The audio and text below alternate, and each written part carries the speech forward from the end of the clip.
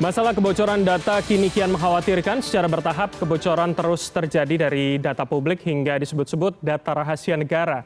Rancangan Undang-Undang Perlindungan Data Pribadi kini akan diajukan di paripurna dan disebut-sebut juga menjadi prioritas untuk segera disahkan. Namun sejumlah kekhawatiran masih muncul seperti posisi lembaga pengawas PDP dalam eksekutif yang ditakutkan malah tidak bertaring. Serta apakah regulasi baru ini soal sanksi dan juga denda mampu memacu pemegang data lebih memperketat sistem pertahanannya. Dan untuk membahasnya lebih dalam sudah bergabung bersama kami melalui sambungan Zoom. Pertama adalah Ketua Panja RUU PDP DPR RI Abdul Haris. Kemudian juga ada Ketua Indonesia Cyber Security Forum Ardi Suteja dan peneliti Lembaga Studi dan Advokasi Masyarakat atau LSAM Syevera dan Madinah. Selamat malam Bapak dan Ibu sekalian, salam sehat. Selamat malam. Selamat malam. Selamat malam. Harapannya tentu dalam kondisi sehat. Namun sebelum saya menanyakan kepada narasumber, kita dengarkan dulu respon dari BSSN soal maraknya kebocoran data dari sejumlah hacker ini. Kena sih Pak serangan cyber, bisa nggak ada strategi mitigasi dari penanganan cyber ini? Ada nggak strategi mitigasi? Enggak, jadi nanti saya jelaskan secara, karena itu kan teknis ya, nanti kita jelaskan. Secara umum apa yang disampaikan oleh Pak Menko Minfo tadi, itulah, kan. Sekarang saya mau tanya, ada sistem elektronik yang terganggu enggak di Republik ini? Tidak ada ya sudah. Tapi begitu, tapi ancaman ini meresahkan publik begitu Pak. Makanya masyarakat itu kita harapkan tenang aja, ya. Tidak ada satu sistem elektronik yang diserang sementara. Sistem ya.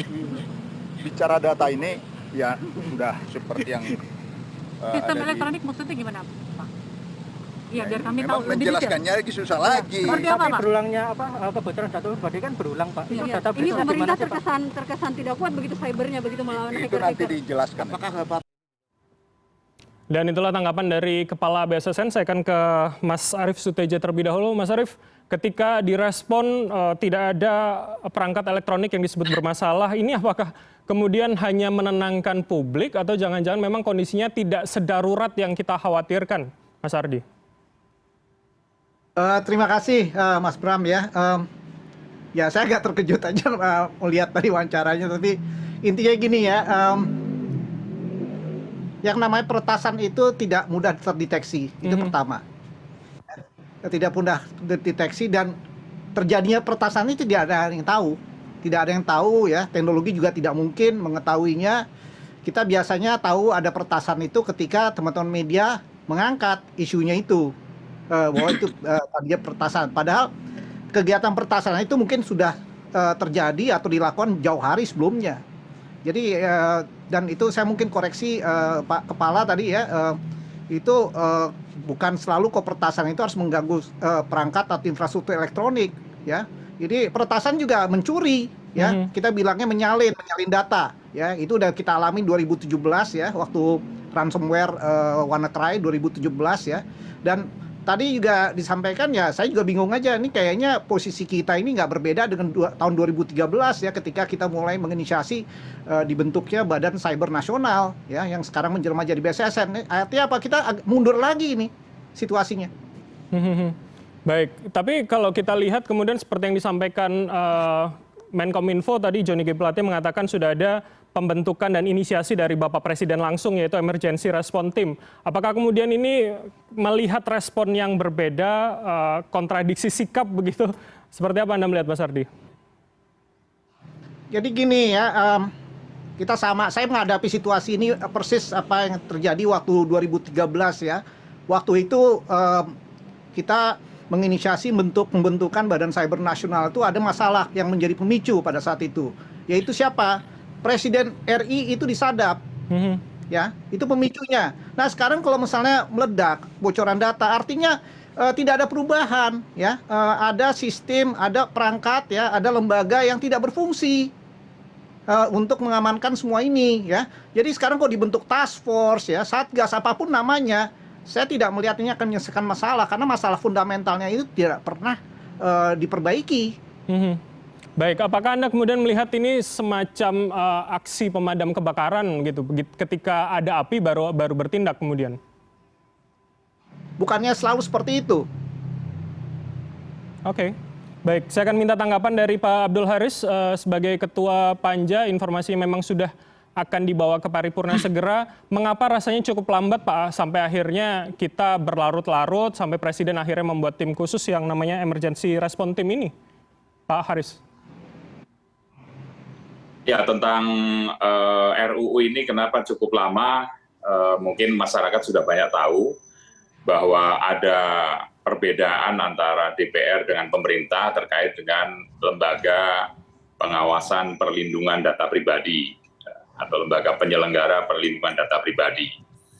Sampai di mana di DPR itu maunya independen, di pemerintah maunya ada di bawah Kementerian Kominfo. Akhirnya ketemu titik temunya yang di bawah Presiden langsung bertanggung jawab pada Presiden. Nah, kemudian terkait dengan makin kesini makin marak bagaimana? Saya juga tadi terkejut dengan statement Bapak Kepala BSSN itu. Mana ada sistem elektronik yang terancam, yang terganggu. Ya memang namanya hacker, mencuri data, menyalin data secara tidak sah, ya pasti tidak serta-merta mengganggu sistemnya, merusak sistemnya, tidak. Tapi bahwa itulah esensi dari perlindungan data pribadi nanti. Undang-undang ini itu maunya menjamin, ya, tuntutannya adalah menjamin bahwa data pribadi harus dilindungi oleh para pengendali data pribadi. Jadi kalau tadi disampaikan nanti kira-kira seperti apa? Apakah akan mudah diketahui? Ya saya kira kita melihat data yang bocor itu pengendalinya siapa? Masing-masing pengendali data itu kan ketahuan jenis data yang dikumpulkan, pola pengumpulannya itu kan masing-masing ketahuan. Nah, saya kira nanti dari sana. Dan kemudian memang mestinya kalau saran saya justru kalau memang ada kebocoran, diakui ada kebocoran, kemudian sampaikan mungkin kepada cyber reskrim barangkali sehingga polisi bisa ikut membantu mencari siapa yang mencuri data ini. Jangan malah mengatakan bahwa itu data yang sifatnya umum saja. Dalam dunia digital nggak ada urusannya umum sama sensitif. Kalau database bisa diretas itu artinya hari ini mungkin disampaikan yang umum, besok yang sensitif akan keluar. Jadi saya kira kurang tepat. Saya terus terang tidak sepakat dengan mengatakan itu data umum kok. Nggak bisa. Namanya database dari sebuah pengendali data itu harus diamankan, harus dijamin keamanannya. Jadi mudah-mudahan ke depan ini dengan undang-undang ini nanti disahkan ada patokan hukum ya, pegangan hukum yang kuat, rujukan hukum yang kuat, sehingga pengendali data makin meningkatkan security sistemnya. Kemudian juga para peretas juga harus berpikir 2 kali, 3 kali. Gitu. Kemudian data yang diambil toh juga tidak akan bisa digunakan. Kalau ketahuan misalnya ada yang membeli mau untuk apa itu akan ketahuan juga lama-lama. Gitu. Baik Pak Haris, ini kemudian sampai langsung dipimpin Presiden, langsung di bawah komando Presiden lembaga tim khusus respon tim ini, apakah menurut Anda ini sesuatu yang telat? Apakah DPR tidak pernah melakukan koordinasi bagaimana desakannya terhadap pemerintah yang rasanya kemarin terus menolak dan juga rasanya tidak pernah menanggapi serius begitu kebocoran-kebocoran ini? Setiap kali terjadi kebocoran dan kami menerima dari media atau dari manapun yang menyampaikan kepada DPR, kami selalu mengadakan rapat. Kami panggil Kementerian Kominfo, BSSN, untuk kita sampaikan dan kita sudah sedemikian rupa meminta agar mereka melakukan langkah-langkah. Ya, alhamdulillah kalau hari ini dibuat task force atau apalah namanya yang dipimpin oleh Pak Presiden, mudah-mudahan akan ada greget yang lebih baik lagi dalam penanganan kebocoran data ini. Baik. Kalau selama ini DPR sudah lakukan, setiap kali ada kebocoran kita selalu pertanyakan dan bagaimana langkah yang diambil oleh Kementerian Kominfo dan BSSN. Baik. Ini tadi ada yang menarik juga ketika Anda menjabarkan soal kealotan begitu, mengapa cukup lama Anda menyebutkan DPR ingin independen, tapi kemudian pemerintah rasanya bersikukuh ingin tetap dari eksekutif. Nah, kemudian ketika nanti diserahkan kepada presiden, lembaga pengawas atau otoritas pengawas PDP ini, apakah kemudian tidak ada tumpang tindih begitu Pak? Pemerintah artinya menjadi wasit dan juga pemain. Ditakutkan nanti hanya koordinasi, hanya rekomendasi saja yang diberikan sama pengawas PDP ini, Pak? Tidak demikian. Jadi kalaupun misalnya independen itu juga bertanggung jawab langsung pada presiden kan, sama itu. Hanya bedanya kami melihat bahwa titik temunya ada di sini nih. Kalau independen sebagaimana maksud kami selama ini adalah penunjukannya oleh DPR, ya pemilihannya oleh DPR. Kemudian tapi mereka juga di bawah presiden sebagaimana misalnya KPI, KIP semua ada di bawah presiden. Ini SK-nya juga dari presiden semuanya sama, hanya beda proses perekrutannya begitu. Oke, baik, saya akan ke Mbak Sivera. Kemarin kemudian Elsa menyebutkan khawatirannya soal kemudian jika ini masih di bawah presiden, apalagi jika nanti kemudian lembaga pengawas ada di bawah Kominfo. Seperti apa, Mbak Sivera? Oke, terima kasih Mas. Jadi memang ada beberapa hal ya yang ingin saya sampaikan terkait dengan ini gitu. Satu, penting sekali memang untuk meletakkan lembaga ini sebagai sebuah lembaga independen, karena kita tahu bahwa cakupan materi di dalam rancangan Undang-Undang Perlindungan Data Pribadi itu tidak hanya untuk sektor swasta, tapi juga untuk sektor publik atau dalam konteks ini adalah pemerintah.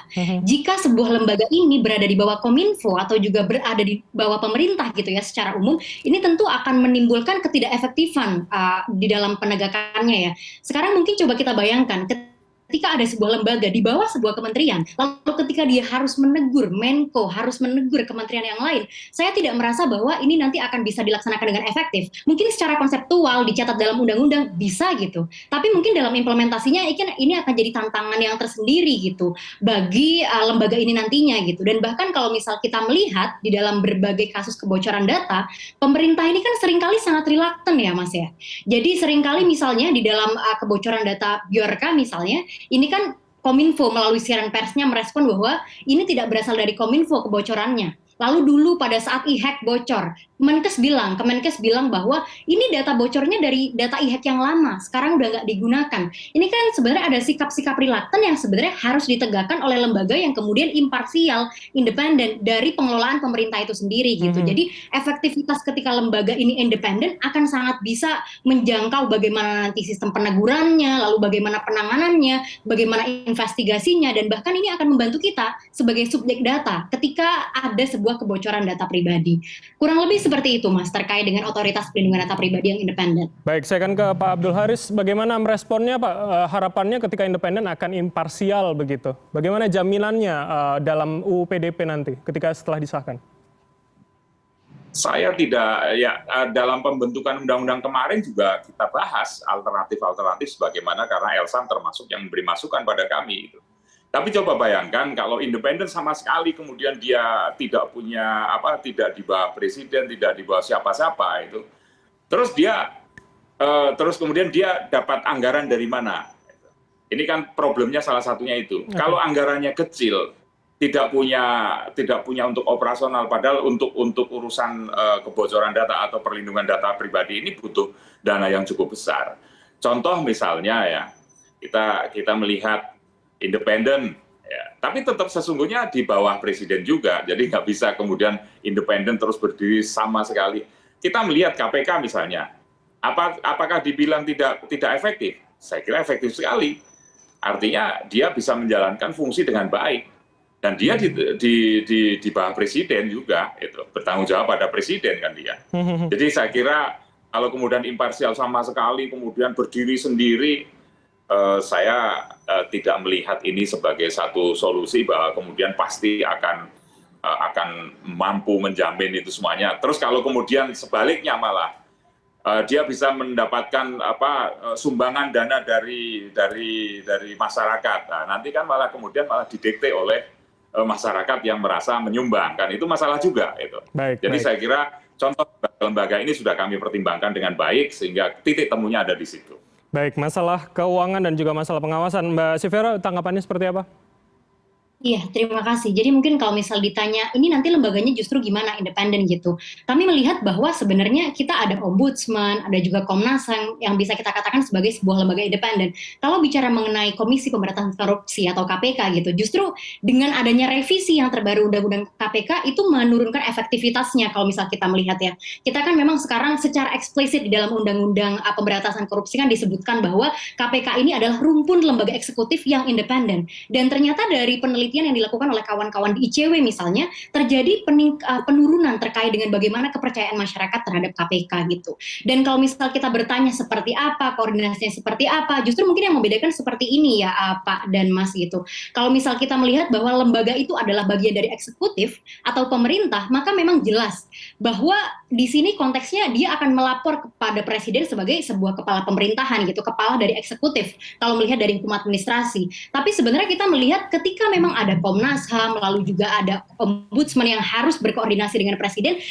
Sebenarnya saya melihat ini sebagai bagaimana jabatan presiden sebagai kepala negara. Jadi ini juga menjadi dua diskursus yang menjadi penting gitu terkait dengan adanya otoritas perlindungan data pribadi yang independen. Dan bahkan kalau kita melihat gitu ya dari berbagai negara di dunia, penelitian terakhir yang dikemukakan oleh Graham Greenleaf gitu, profesor dari Australia mengungkapkan bahwa sebenarnya 80% dari negara yang sudah memiliki legislasi atau regulasi terkait dengan PDP itu sekitar 148 sampai dengan 150 negara saat ini itu memang memiliki otoritas pelindungan data pribadi yang independen gitu. Apalagi dengan kondisi RUU PDP sekarang yang akan disahkan, nanti ada pidananya, nanti ada sanksi administratifnya, akan lebih efektif dan relevan ketika ada sebuah lembaga khusus yang memang dia independen untuk menegakkan adanya pelanggaran terhadap pelindungan data pribadi di Indonesia. Baik, saya akan minta komentar Pak Ardi ketika kemudian lembaga pengawas atau otoritas pengawas ini kemudian diserahkan pada eksekutif. Apakah kemudian ini masih sejalan begitu dengan perspektif masalah keamanan data publik, tapi tidak langsung dijawab karena kita akan jeda sejenak. Pemirsa, tetaplah bersama kami di CNN Indonesia Newscast, akan kembali usai jeda.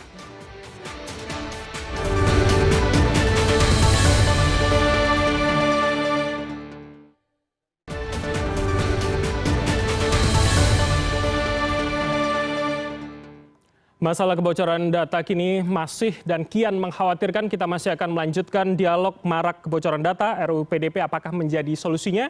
Masih dengan sejumlah narasumber dan saya akan ke Mas Ardi Suteja. Tadi sebelum jeda kita membahas bagaimana kemudian posisi dari lembaga pengawasan. Apakah kemudian ketika di bawah eksekutif ini masih akan sejalan begitu dengan perspektif kita prioritasnya adalah pengamanan data publik, Mas Ardi? Terima kasih ya. Ini sebetulnya saya harus sampaikan apresiasi ya kepada teman-teman di DPR ya, Komisi 1 terutama yang telah berjuang bersama-sama dengan teman-teman LSM, LSAM dan kami-kami di komunitas ya di dalam memperjuangkan RUU PDP ini, karena ini merupakan suatu perjuangan yang cukup lumayan panjang. Saya terlibat dari awal ya, 20 tahun yang lalu bahkan ketika mulai bicara masalah ini ya. Kalau sekarang sudah ada produk hukumnya nantinya akan disahkan di paripurna, ini luar biasa ya. Tapi kita juga harus pahami bahwa tidak ada yang namanya produk hukum itu yang 1000% sempurna, pasti ada kekurangan ya. Nah, disitulah yang diharapkan fungsi masyarakat ya, semua yang merasa memiliki kepentingan ikut mengawasi. Dan di sini juga dituntut nanti peran Bapak Presiden sebagai saya melihat figur Bapak Presiden ini sebagai penengah ya, penengah yang bisa menyatukan perbedaan persepsi di dua belah pihak ya, sehingga ini bisa berjalan lancar ke depan walaupun tidak sempurna, tapi paling tidak kita sudah memiliki semacam panduan baku ya, bagaimana kira-kira bisa kita menekan resiko terjadinya kebocoran data yang selama ini memang belum pernah ada, dan ini sekarang sudah ada. Mari kita dukung gitu, walaupun mungkin ada perbedaan persepsi ini di bawah eksekutif segala macam, ada independen. Saya kira bukan itu masalahnya, adalah bagaimana kita sekarang mendukung dulu ini bisa berjalan. Kita lihat performa dari lembaganya nanti ketika dibentuk ya, itu yang harus dibuktikan. Mereka harus buktikan dulu pada masyarakat bahwa ini adalah lembaga yang efektif untuk bisa ikut menanggulangi potensi risiko kebocoran data. Oke, Mas. Baik, tapi apakah kemudian ketika masih akan di bawah pemerintah, kita tidak akan kemudian mengulang masalah kelemahan pertahanan siber ini kemudian Mas Ardi? Apakah kemudian tidak perlu lagi tambahan pengawas atau ini memang berada di independen untuk kemudian lebih memperkuat karena dianggap lebih paham begitu terkait dengan masalah digital? Seperti apa Mas Ardi? Ya, pertama gini, bukan hanya lembaga aja yang perlu diperkuatkan. Oke, kita sekarang ada badannya, ada bentuknya. Tapi badan ini kan harus diawaki oleh yang menggerakkan. Jadi SDM-nya. Nah, SDM ini nggak bisa sembarangan. SDM-nya harus yang mumpuni, ya, punya kompetensi, punya keahlian, punya pengalaman, dan tentu juga harus memiliki sertifikasi profesi yang memang mendukung. Kalau tidak didukung oleh semua ini, lantas apa yang bisa diharapkan? Dia tidak akan mengerti konteks yang akan dia bahas di dalam lembaga ini, dan ini menjadi penting. Karena di era digital ini ternyata tidak seperti gambaran yang seperti selama ini kita pahami, bahwa ini memerlukan keahlian-keahlian khusus, ya. Kalau kita mengulangi pembentukan lembaga, merekrut orang seperti yang sudah-sudah, ya terus terang aja lembaga ini menurut saya tidak akan lebih efektif dari sebelumnya. Baik, saya akan minta tanggapan dari Mbak Severa seperti apa kemudian publik akhirnya dituntut, didesak untuk kemudian juga mengawasi lembaga pengawas PDP ini, Mbak Severa.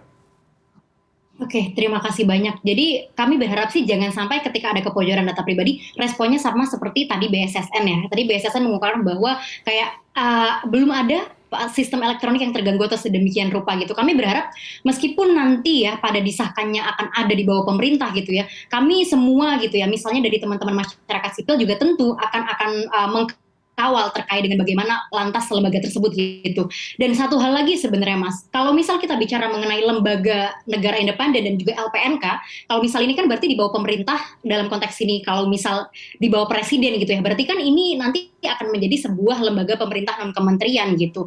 Yang mana kalau misal kita lihat gitu ya, LPNK ini sangat akan bergantung pada political will dari pemimpin.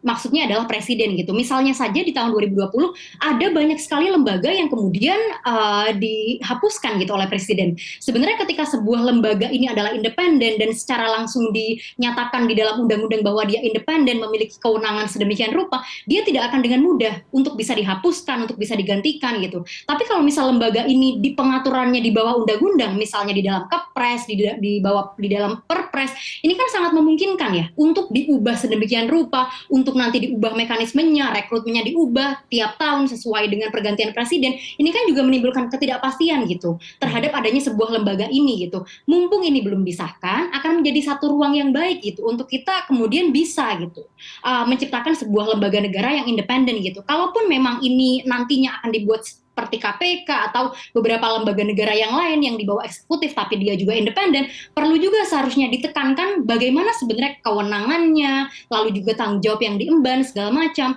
Karena kalau misal kita lihat di rancangan undang-undang PDP saat ini kan secara eksplisit menyatakan bahwa terkait dengan pelindungan data pribadi ini wewenang utamanya ada di dalam pemerintah gitu.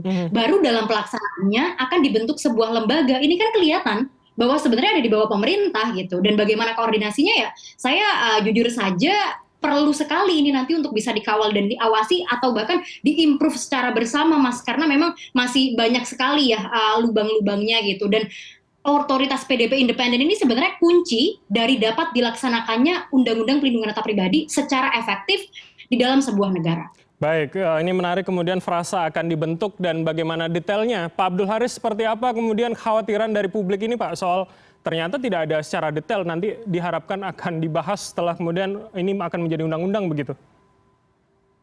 Yang pertama, tahapan yang pertama saya berharap segera disahkan dulu. Yang kedua, undang-undang ini adalah usulan pemerintah. Membuat undang-undang ini itu bukan maunya DPR saja, tapi juga ada pemerintah pembahasannya. Jadi tidak bisa seperti yang dikatakan mbaknya dari Elsam itu semaunya dia sendiri, itu nggak bisa. Ini usulan pemerintah. Membahas undang-undang itu antara DPR dengan pemerintah. Ya pastilah ada tarik ulur, cari titik temu. Kalau maunya kaku-kakuan, ya yang di kanan tetap di kanan, yang di kiri, yang ada titik temu. Undang-undang nggak jadi. Nah, kira-kira kan seperti itu. Jadi saya kira ini mengelola negara tidak semudah kalau mau saya begini, itu terus harus begini.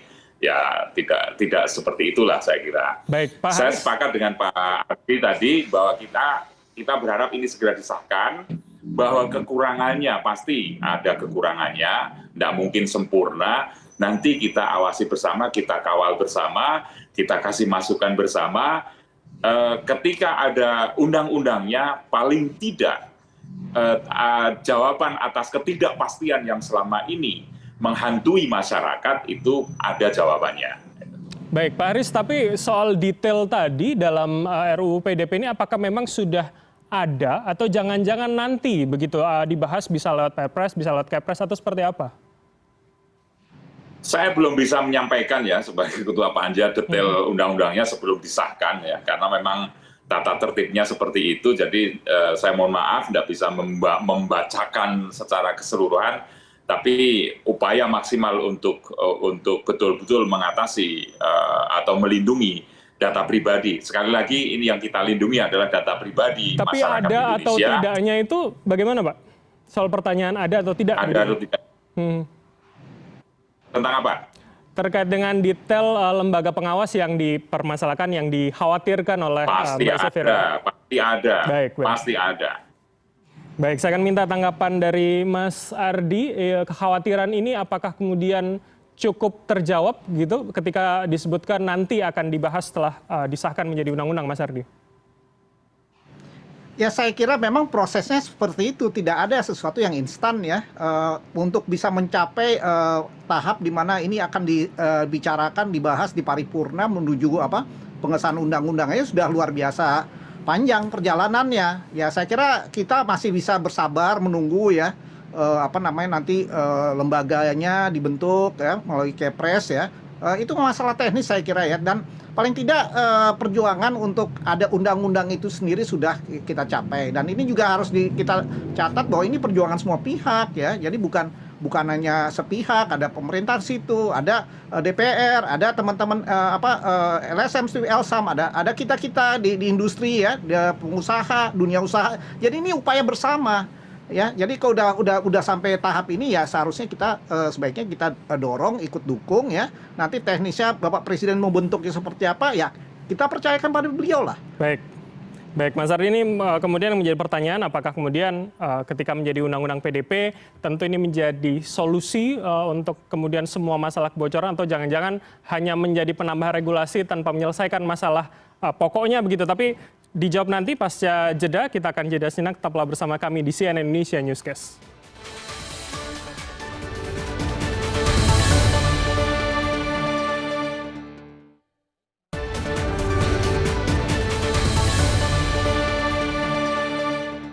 Terima kasih Anda masih bersama kami di CNN Indonesia Newscast. Kita akan masih melanjutkan dialog maraknya kebocoran data. Apakah RUU PDP menjadi solusinya?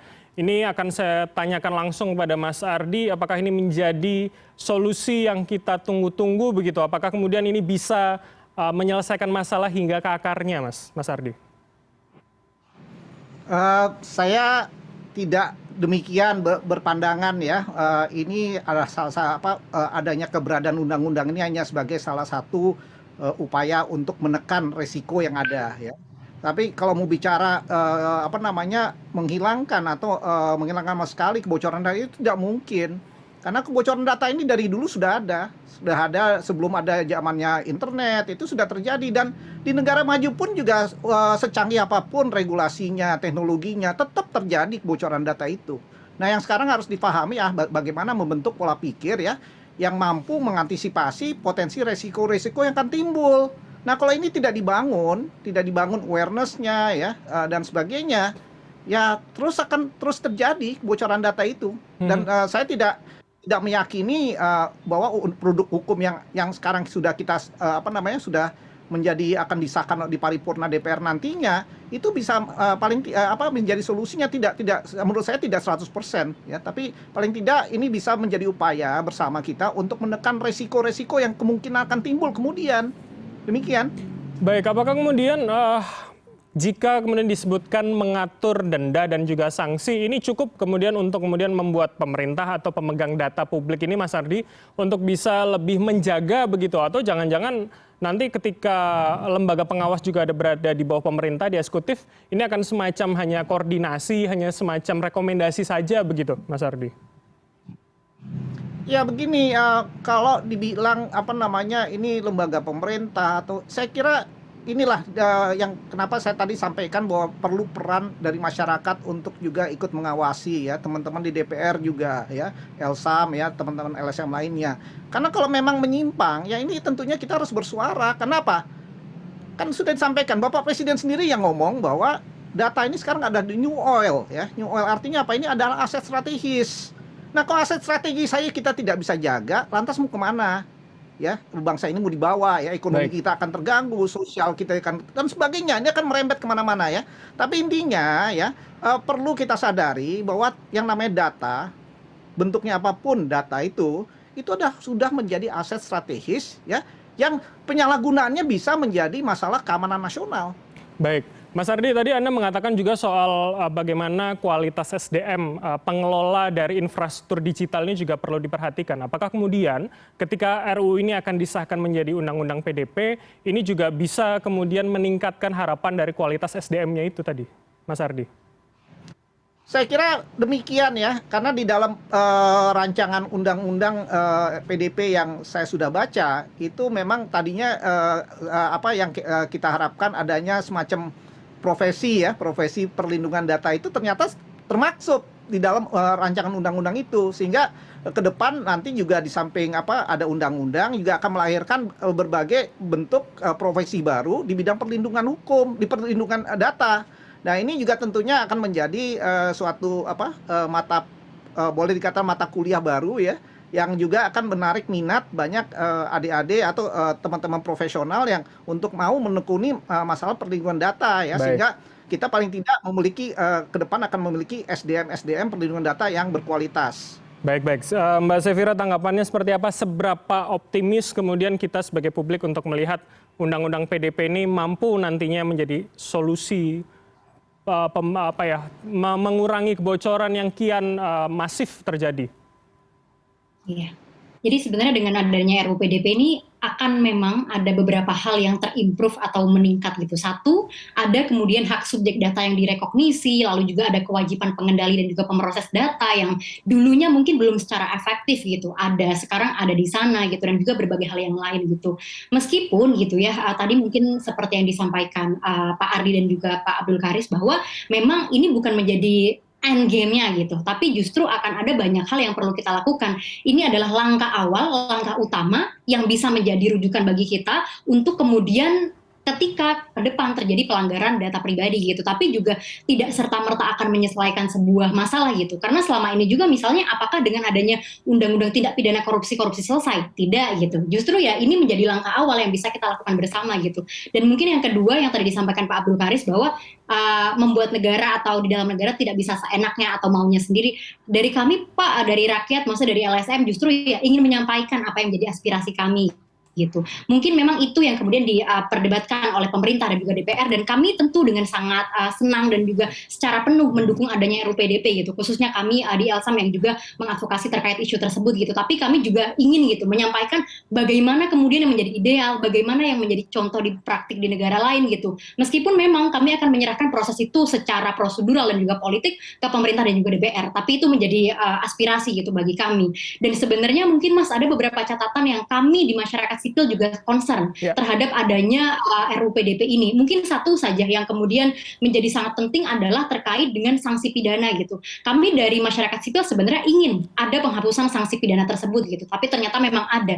Dan ada satu pasal yang sebenarnya mengkhawatirkan bagi teman-teman pers. Kami takut bahwasanya undang-undang ini menjadi undang-undang ITE 2.0 yang bisa kemudian mengkriminalisasi teman-teman pers gitu. Karena di dalam RUU PDP khususnya di pasal 67 ayat 2 yang mana itu mengatur terkait dengan pasal 65 ayat 2 akan ada sanksi pidana bagi setiap orang yang dengan sengaja melawan hukum mengungkapkan data pribadi yang bukan miliknya atau orang lain. Kami juga takut dan concern bahwa ini akan menjadi satu bumerang gitu bagi teman-teman pers. Karena misalnya dalam undang-undang ITE yang sedemikian rupa juga dirumuskan bahwa ketika ada melawan hukum segala macam, tapi seringkali itu dijadikan ruang untuk mengkriminalisasi gitu. Jadi kami sangat concern juga terhadap isu tersebut gitu. Meskipun juga kami melihat ada beberapa hal lain yang menjadi isu seperti halnya terkait klasifikasi terhadap perlindungan data pribadi spesifik, lalu juga data pribadi anak yang sudah diatur memang, tapi kami melihat ada beberapa hal yang perlu untuk diatur. Misalnya terkait dengan batasan usianya, lalu juga bagaimana pengecualian terhadap pemrosesan data anak tanpa wali ketika untuk kepentingan konseling dan psikologis. Lalu yang penting juga adalah pembabakan sanksi administrasi atau administrasi denda. Jadi memang tentu kami mendukung RUU PDP ini, tapi memang betul kami juga akan tetap mengkawal bagaimana sampai nanti RUU PDP ini disahkan dan juga diimplementasikan. Karena tentu kami berharap banyak dan juga tentu kami juga berterima kasih gitu. Tapi ya selalu ada ruang untuk kita bisa membenah lalu juga mengimprovisasi gitu. Jadi saya rasa ini luar biasa ada, tapi memang perlu ada satu tindakan konkret juga gitu dari berbagai stakeholders untuk penegakan undang-undang PDP ketika nanti sudah disahkan. Mungkin itu, Mas. Baik, ini potensi bumerang, khawatiran terkait kriminalisasi yang digunakan secara tidak tepat. Begitu Pak Abdul Haris, bagaimana menanggapi aspirasi ini Pak? Saya kira beda ya dengan undang-undang ITE dengan undang-undang ini PDP gitu. Karena data pribadi itu sifatnya pasti banget gitu loh. Nggak ada perdebatan. Kalau itu data pribadi saya, ya memang orang lain tidak boleh menggunakan kecuali atas konsen, atas persetujuan saya. Titik, nggak ada perdebatan di sini. Artinya begini, nama Abdul Haris itu ya nama saya, tanggal lahir ini tanggal lahir saya, jenis kelamin, agama, dan seterusnya. Ini anak-anak punya saya itu. Kalau misalnya Mas Bram menggunakan punya saya, mengekspos saya tanpa sepengetahuan saya, ya nggak boleh. Beda kalau yang memang kita melihat undang-undang ITE betapapun pasal yang GR-kan itu sudah ditolak 3 kali, tapi memang pelaksanaan di lapangan itu yang mungkin ada sedikit perbedaan. Oleh karenanya ini juga pernah kita exercise dalam pembahasan undang-undang PDP berkaitan dengan masalah ini. Ada masukan, ya, termasuk dari Elsam juga ngasih masukan ini begini. Tapi kita membahasnya waktu itu ya bahwa ini data pribadi yang tertentu sudah jelas apa saja yang tidak boleh diekspos oleh siapapun tanpa persetujuan. Gitu. Baik. Nanti kalau misalnya boleh, akhirnya kemudian awur-awuran juga jadi rusak lagi kalau ada pembolehan kalau ini boleh kalau itu nggak boleh lah nanti lebih mengundang perdebatan lagi. Pak Haris, artinya ada batasannya begitu ya, maksud Anda nanti dalam RUU PDP ini soal data pribadi itu apa saja kemudian yang mencakup definisi dari data pribadi ini? Ada, lengkap sudah.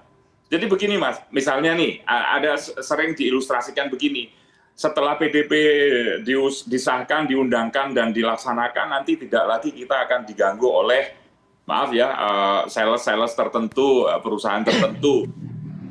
Terus apa kemudian sales perusahaan tertentu ini nggak boleh menelpon nasabahnya? Boleh, karena memang kalau dia nasabahnya, tapi kalau pindah perusahaan terus kemudian data di perusahaan yang lalu dibawa kemudian untuk nelponin kita, ini masalah gitu loh.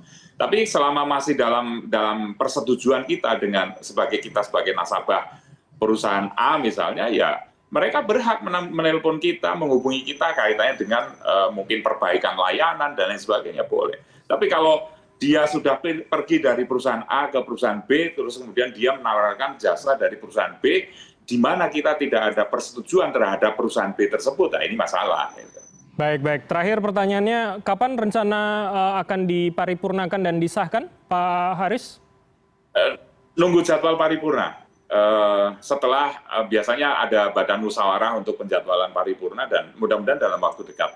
Baik, harapan ini tentu menjadi jawaban begitu bagaimana terkait dengan respon pemerintah dan juga legislatif terkait keresahan masyarakat atas bocornya sejumlah data, tidak hanya data pribadi, data publik, tapi juga rahasia negara begitu. Terima kasih telah bergabung bersama kami Ketua Panja RUU PDP DPR RI Abdul Haris dan juga Ketua Indonesia Cyber Security Forum Ardi Suteja, kemudian ada peneliti dari Elsam Syefira dan Madiah. Terima kasih telah bergabung bersama kami. Selamat malam, salam sehat selalu. Selamat malam.